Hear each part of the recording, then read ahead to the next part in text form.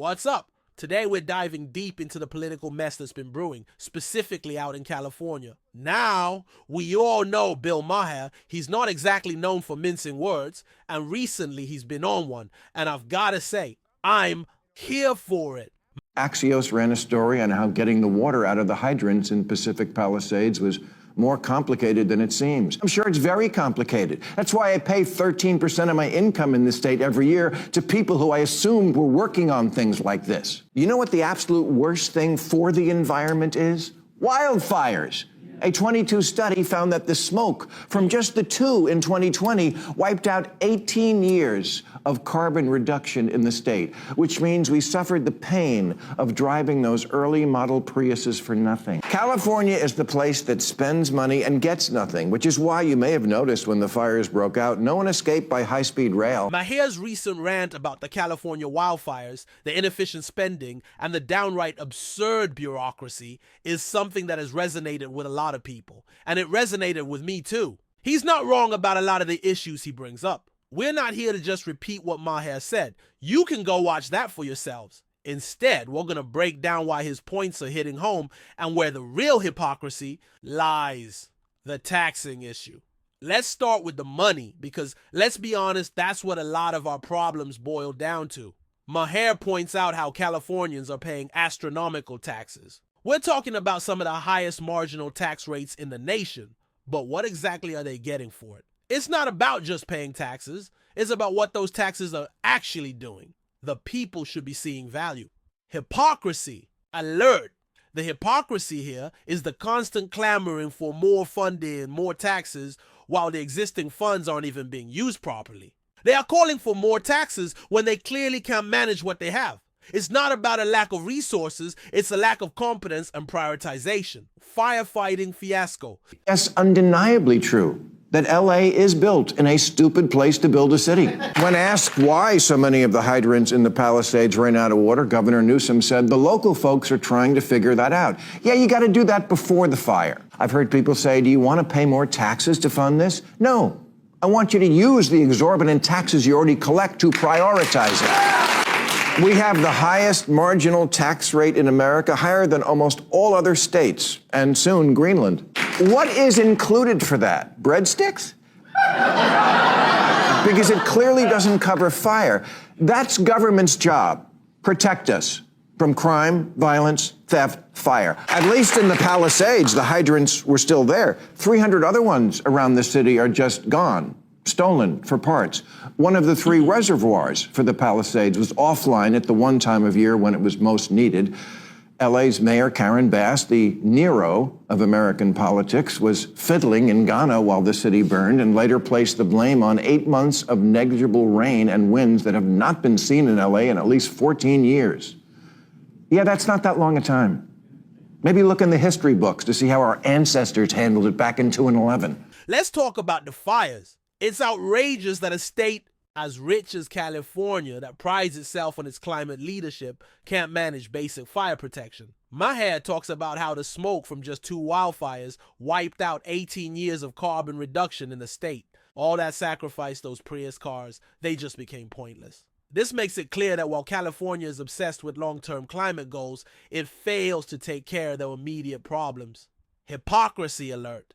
The hypocrisy here is the constant virtue signaling on climate change while ignoring the basic things, like keeping fire hydrants working, as Maher pointed out with the Pacific Palisades issue. How are you going to lead the nation on climate when you can't keep the water running? And let's not forget fire hydrants getting stolen for parts. That's a crime problem. And not just any crime, but an indication of a failed system, identity, overcompetency. Maher also touches on the fire chief. Now, let's be clear, nobody should care what the fire chief's identity is, but Maher does touch on the fact that it was mentioned that the fire chief's bio emphasizes diversity and inclusion. No. Hypocrisy. Alert. The hypocrisy here is placing emphasis on identity over competency. Diversity is essential, but it should not come at the expense of qualifications, and it should not be the first thing the public hears about someone. If somebody is the most qualified for the job, that should be the first thing people hear about, not what their sexual preference is. The good news is our fire chief is a lesbian. Am I against a lesbian being chief? Of course not. Do I think a lesbian can do the job? Of course I do. And maybe she's the best person for the job. Or maybe they really wanted a lesbian in that job, and she's just the best lesbian for the job. And with essential services, that's not good enough. Crowley's official bio says Chief Crowley leads a diverse department, creating, supporting, and promoting a culture that values diversity, inclusion, and equity while striving to meet and exceed the expectations of the communities. Well, you didn't exceed my expectations, which was that the whole city wouldn't burn down. But it's telling that diversity is mentioned twice before we get to while striving to meet expectations. Now, can you do two things at once? Yes, but it matters where your head is. Deputy Chief Kristen Larson said this. You want to see somebody that responds to your house, your emergency, whether it's a medical call or a fire call, that looks like you. Which would sound kind of racist if a Southern sheriff said it. Who teaches people this bullshit?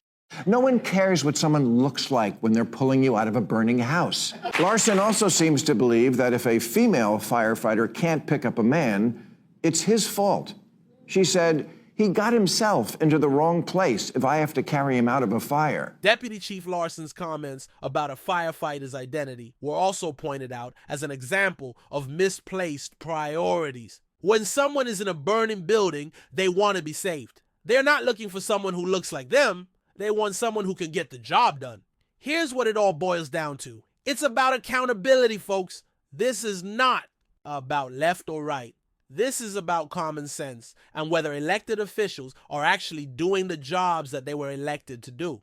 As Maher says, it's government's job to protect us from crime, violence, theft, and fire. These are basic needs and expectations, not luxuries. The bigger picture, what Maher's criticism really highlights, is the dysfunction of large bureaucratic governments. It doesn't matter what political party you're talking about. When they get too big, they tend to become bloated, inefficient, and disconnected from the people they're supposed to serve. Because who pays the highest price when politicians don't prioritize basic services? The first responders, our heroes, who every time go above and beyond because they have to, because we leave it all to them. Now, is wokeness the main reason for the fires? Of course not. But it's also not wrong to associate some of the unforced errors our government made with the things normies see as hallmarks of uber-progressive politics: questionable budget priorities, high taxes that get you nothing, making everything about identity politics, virtue signaling overseas instead of tending to the nuts and bolts at home. Cali has no shortage of safety commissions and agencies and bureaucrats and regulators and, of course, sign language interpreters who communicate with their face. Common sense? We better get some of that back soon, because wildfires in California are like boob jobs in a strip club. Inevitable, and they're only going to get bigger. The video points out that the problems Maher highlights are synonymous with big government liberal bureaucrats. It is important to remember that what he criticizes isn't exclusive to California. So where do we go from here? First, we need to hold our leaders accountable. Don't just blindly support a party. Demand that they earn your vote. Second, we need to prioritize basic needs before chasing trendy policies. It's a house on fire. We don't need to worry about which paint color to pick. I'm curious what you think. Drop your thoughts in the comments below. What changes do you think we need to make? Is there any hope for California to get its act together? Let's start a real conversation. Until next time, stay woke, stay informed, and keep it real.